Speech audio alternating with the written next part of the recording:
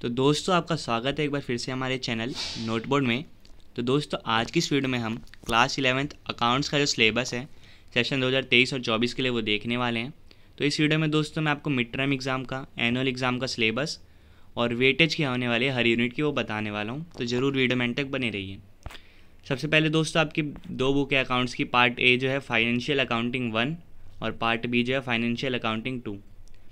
तो mid term exam का syllabus मैं बताता हूँ क्या है। तो आपकी जो पार्ट ए वाली बुक है उसमें यूनिट 1 थ्योरेटिकल फ्रेमवर्क, ठीक है, उसमें इंट्रोडक्शन टू अकाउंटिंग, अकाउंटिंग के जो कंसेप्ट्स है, मीनिंग है, ये सारे जो टॉपिक्स हैं लिखे गए हैं ये आपको पढ़ना है। बेसिक अकाउंटिंग टर्म्स आपको पढ़नी है जैसे एंटाइटी, बिजनेस ट्रांजैक्शन, कैपिटल, ये सब, ठीक है। दूसरा जो टॉपिक है दोस्तों इस यूनिट में थ्योरी बेस ऑफ अकाउंटिंग, ठीक है, उसमें आपको ये सारे कंसेप्ट पढ़ने हैं जो इसके नीचे लिखे गए हैं। फिर दोस्तों इसी में आपको goods and service tax GST भी पढ़ना है इस यूनिट में से, ठीक है दोस्तों। तो यूनिट 1 आपको पढ़नी है मिड टर्म एग्ज़ाम के लिए, ठीक है दोस्तों। फिर यूनिट 2 जो है अकाउंटिंग प्रोसेस, उसमें रिकॉर्डिंग ऑफ बिजनेस ट्रांजैक्शन, ये वाला आपको टॉपिक पढ़ना है। इसके नीचे सब टॉपिक्स तो लिखे हैं वो आप देख लीजिए। और फिर जो इसी में दूसरा टॉपिक है इसी यूनिट में बैंक रिकन्सिलेशन स्टेटमेंट, ठीक है, इसकी नीड क्या है, प्रेपरेशन कैसे करते हैं और बैंक रिकन्सिलेशन स्टेटमेंट क्या होता है ये आपको पढ़ना है। तो ये जो आपको दोस्तों मैंने जो यूनिट्स बताई, यूनिट 1 पूरी और यूनिट 2 के जो टॉपिक्स हैं रिकॉर्डिंग ऑफ बिजनेस ट्रांजैक्शन और बैंक रिकन्सिलिएशन स्टेटमेंट, इतना ही आपको मिड टर्म एग्ज़ाम तक पढ़ना है। और ये जो सिलेबस है आपको 30 सितंबर तक कंप्लीट करना है, ठीक है दोस्तों। फिर आपका मिड टर्म एग्ज़ाम होगा। फिर जब आपका मिड टर्म एग्ज़ाम ख़त्म हो जाएगा उसके बाद आपको क्या पढ़ना है, तो ये जो यूनिट 2 बच रही है दोस्तों इसमें थोड़े ही टॉपिक आपको मिड टर्म में पढ़ने हैं। तो यूनिट 2 का जो अगला टॉपिक है डेप्रिसिएशन, प्रोविजंस एंड रिजर्व्स, ये आपको जो है मिड टर्म के बाद पढ़ना है, ठीक है। इसके सब टॉपिक्स भी यहाँ पे आप देख सकते हैं। और इसमें फिर एक और टॉपिक है दोस्तों trial balance and rectification of errors, ये भी आपको जो है यूनिट 2 में से मिड टर्म के बाद पढ़ना है, ठीक है। तो दोस्तों आपकी पार्ट ए वाली थी बुक। फिर पार्ट बी जो है फाइनेंशियल अकाउंटिंग 2, उसमें यूनिट 3 आपका आ जाता है।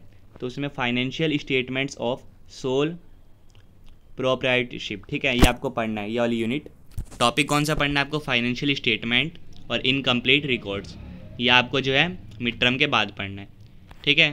तो आप दोस्तों समझ गए होंगे कि कितना आपको सिलेबस मिड टर्म से पहले पढ़ना है और कितना आपको मिड टर्म के बाद पढ़ना है, ठीक है। तो यूनिट 1 और यूनिट 2 का आधा जो पोर्शन है वो आपको मिड टर्म में पढ़ना है, बाकी बचा हुआ पोर्शन आपको मिड टर्म के बाद, और यूनिट 3 पूरी जो है आपको मिड टर्म के बाद पढ़नी है, ठीक है दोस्तों।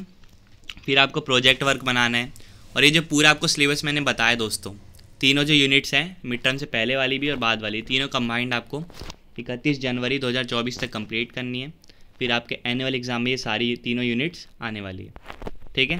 प्रोजेक्ट भी आपको बनाना है। अब यहाँ पे दोस्तों यूनिट वाइज वेटेज दे रखी है। जैसे पार्ट ए जो है फाइनेंशियल अकाउंटिंग 1, तो यूनिट 1 जो है थ्योरेटिकल फ्रेमवर्क, इसके लगभग आपके 25 पीरियड लगेंगे, यानी आपकी 25 क्लास होंगी, ठीक है। तो ये एवरेज दिया जाता है, ठीक है दोस्तों, इतना आप मान के चलिए। तो आपको इसकी आपको जो ज़्यादा ज़रूरत नहीं है, आपको जो मार्क्स है वो इंपॉर्टेंट है। तो यूनिट 1 जो है थ्योरेटिकल फ्रेमवर्क 12 मार्क्स का, ये आप ध्यान रखिए। यूनिट 2 अकाउंटिंग प्रोसेस 44 मार्क्स का है। फिर पार्ट बी जो है फाइनेंशियल अकाउंटिंग 2, उसमें एक ही यूनिट है, unit 3 financial statements of sole proprietorship, ठीक है, ये आपका 24 नंबर का है, ठीक है दोस्तों। तो ये पूरा आपका 80 नंबर का जो थ्योरी हो जाता है। 20 नंबर जो आपके बचते हैं वो प्रोजेक्ट वर्क के, ठीक है दोस्तों। तो उम्मीद करता हूँ आपको सिलेबस समझ आ गया होगा। आपसे फिर मिलेंगे नेक्स्ट वीडियो में किसी और सब्जेक्ट के सिलेबस के साथ। तब तक ले bye bye, see you again and thanks for watching.